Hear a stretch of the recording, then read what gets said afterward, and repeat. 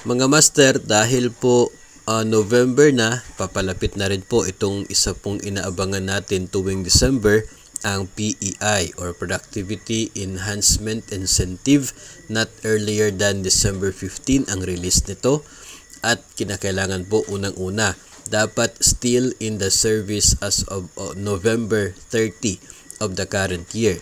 So hindi ka dapat nag-resign or nag-retire bago ang November 30. So yung mga gusto pong mag-retire, gawin nyo na lamang pong December 1 yung effectivity para by November 30 nasa service pa kayo at maging eligible sa PEI. At isa pong requirement, dapat ito pong 4 months ng satisfactory service as of November 30 from January para buo din po ang PEI na makukuha 5,000 pesos. Pero para po sa mga hindi umabot ng 4 months ang service as of November 30, prorated PEI ang makukuha. 3 to 4 months 50% or nasa 2,500. 2 to 3 months 40%, 1 to 2 months 30% lamang or 1.5, less than 1 month 20% ang PEI or 1,000. So para po sa mga hindi umabot ng 4 months service as of November 30. So yun po yung pagkakaiba. Kung ang serbisyo ay below 4 months, yung prorated.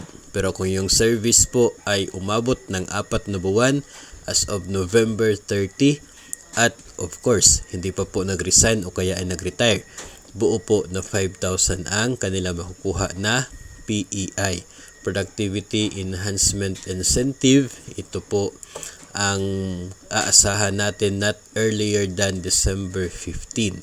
Of course, marami na po tayong mga nababasa, naririnig, mga contents tungkol po sa year-end bonus, kaya napapanahon na rin na ang PEI na naman yung pag-usapan. Every year naman po ito natatanggap, pero marami pa rin po sa atin ang hindi po familiar pagdating po sa guidelines nito, kung sino po yung mga tatanggap. So, yung mga nag-resign na, nag-retire bago pa ang November 30, wala na po kayong aasahan na PEI. Excluded na po kayo doon sa mabibigyan base po dito sa guidelines. DBM Budget Circular 2017-4 ang basihan po ng Productivity Enhancement Incentive.